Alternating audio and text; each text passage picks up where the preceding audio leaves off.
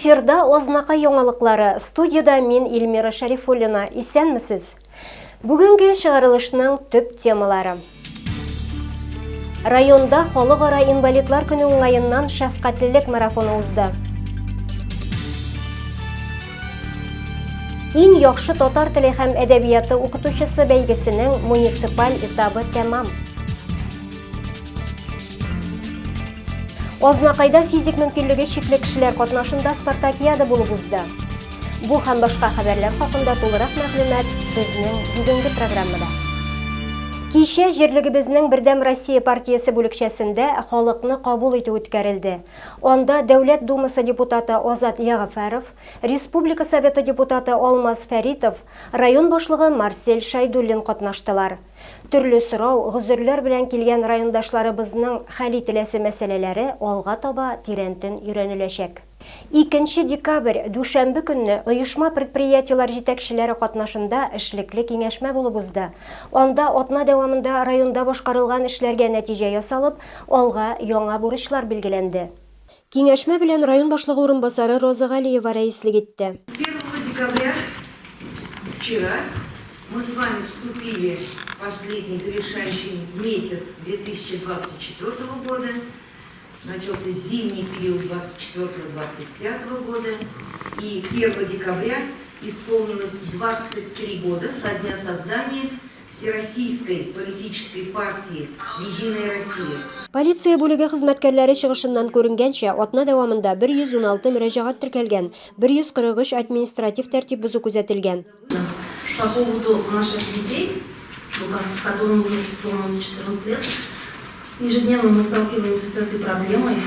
У кого вот сейчас дети получают паспорта, они думают, что так легко заработать деньги путем продажи своих номеров карт, путем продажи своих паспортных данных. За это им обещают от 5 до 15 тысяч рублей.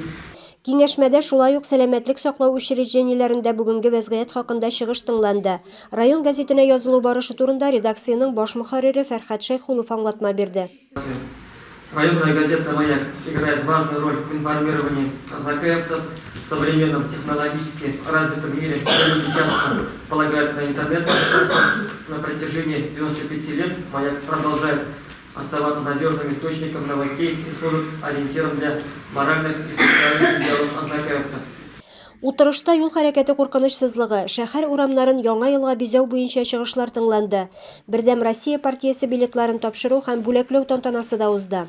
3 декабрь халыкара инвалидлар көне уңаеннан шәһәребездә һәм Актүбә бистәсендә хәйрия марафоннары узды. Әлеге игелекле чарада район җитәкчеләре, депутатлар, хезмәт коллективлары, эшмәкәрләр, шәхси затлар үзләреннән өлеш керттеләр. Шәһәрнең мәдәни йортында үткәрелгән чара хакында тулырак мәгълүмат алдагы материалда. Мөмкинлекләре чикле гражданнарга, мохтаҗларга ярдәм йөзеннән шәфкатьлелек марафоны районда һәр ел саен уздырыла.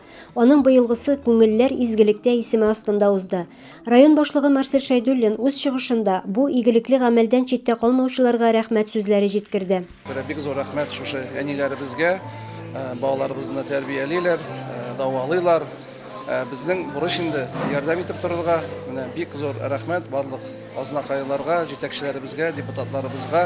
Ел сайын шушы хәйрия марафонында катнашалар, үзенең өлешен кертәләр.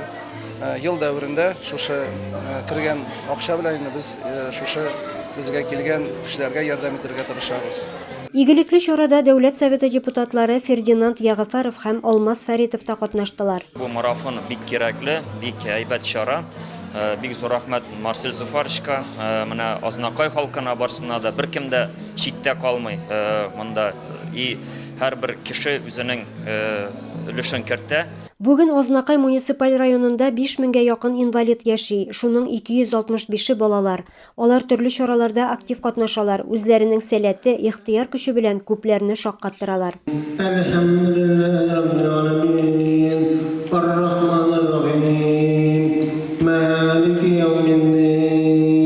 Әби бабай йөртте мәчеткә 8-9 яшьтән ук. Мәрәкә чактан ук. Аллаһыма шөкер, әлхәмдүлилләһ. Уже 10 ел намазда. 5 тапкыр. Аллаһым Тәгалә ярдәме миңа сезелә. Әлхәмдүлилләх.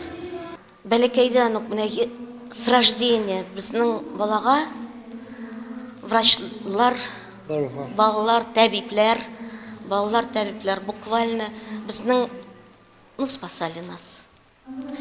Безмерно мин аңа аларга баш иям.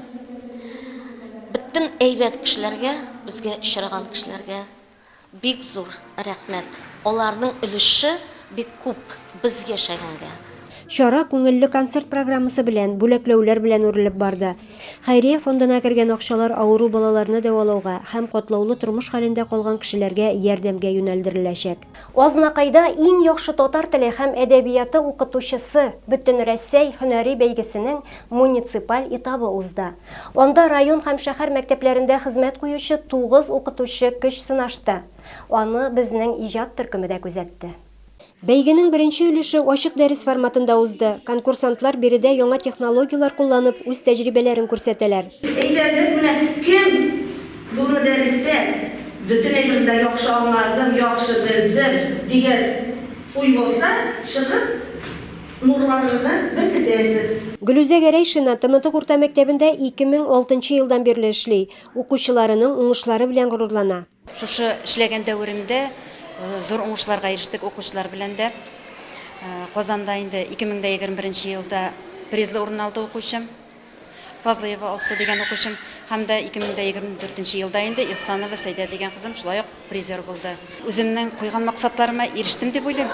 Миләүшә Шәйхулова җиңү бистәсеннән, хезмәт стажы 36 ел. Тәҗрибәле укытучының дәресе дә кызыклы булырга ошаган. 8-нче сыйныф укучылар белән сыйфатларның җөмләдә кулланылышы, сыйфатларга морфологик анализ ясау дигән темага дәрес үткәрәчәкмен. Дәресемдә яңа технологиялар кулланырга тырышам, анда сүзләр булыты алымын кызыклы булыр дип уйладым укучыларга, шуңа таянырга уйлыйм. Интерактив тақта, дидактик материаллар куллану, уен формасын кертү, балалар белән аралашу, компетентлы жюри һәммәсен дә бәяли. Күбрәк интерактив формада видеолар белән, кыска гына информация белән эш итәргә кирәк, һәм бу балалар бик хәрәкәтчән. Шуңа күрә дәресләр инде кызыклы формада барырга тиешләр һәм шул ук вакытта билимдә, көчле билимдә бирелгә тиеш. Иң мөһиме, балаларда татар телендә укырга теләк уяту диделәр белгечләр. Бәйгедә барысы 9 конкурсант катнашты. Алга таба алар мастер-классларда күрсәтәчәкләр.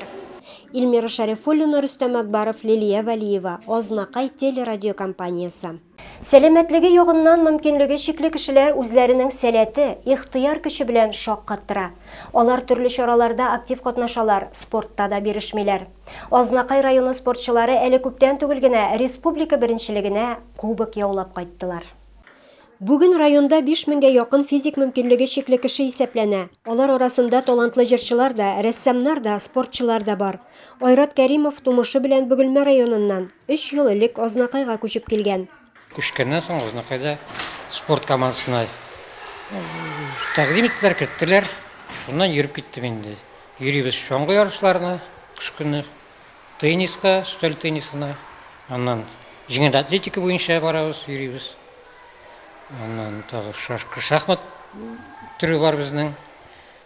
Собага барган бар, Мамадыш, Нижнекамский. Азнакайның спорт командасы 2010 елдан оешкан. Бүген анда 30-дан артык кеше шөгыльләнә. Күрсәткечләр дә елдан-ел яхшыра ди команданың тренеры Олеся Халикова. В 2024 году по 2024 елда Татарстан чемпионатлары һәм беренчелегенең 18 ярышы нәтиҗәләре буенча өлкәннәр арасында беренче урында һәм балалар арасында икенче урында. Менә безнең кубоклар. Бу дәрәҗә, бу безнең районның горурлыгы. Алар шундый искиткеч кешеләр, спортчылар, ата-аналар. Безнең шәһәр җитәкчелегенә, спорт җитәкчелегенә зур рәхмәт. Без барыбыз бергә бөтен көчебез белән моңа ирешәбез. Всеми силами всего этого достигаем. Мөмкинлеккә чикләр юк диләр. Азнакайда да яңа мөмкинлекләр туа, программалар гамәлгә аша.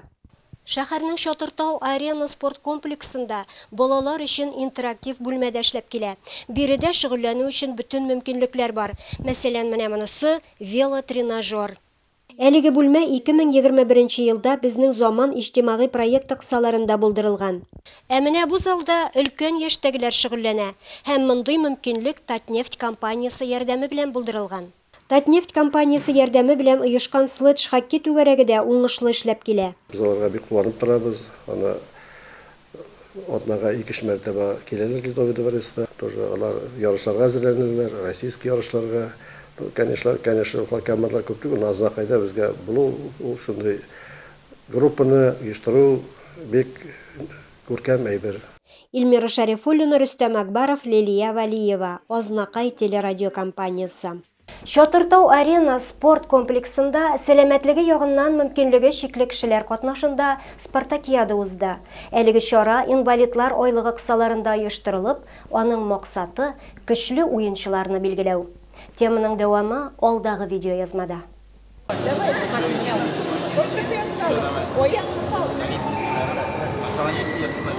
Физик мөмкинлеге чикле кешеләр өчен мондый чара районда ел сайын үткәрелә.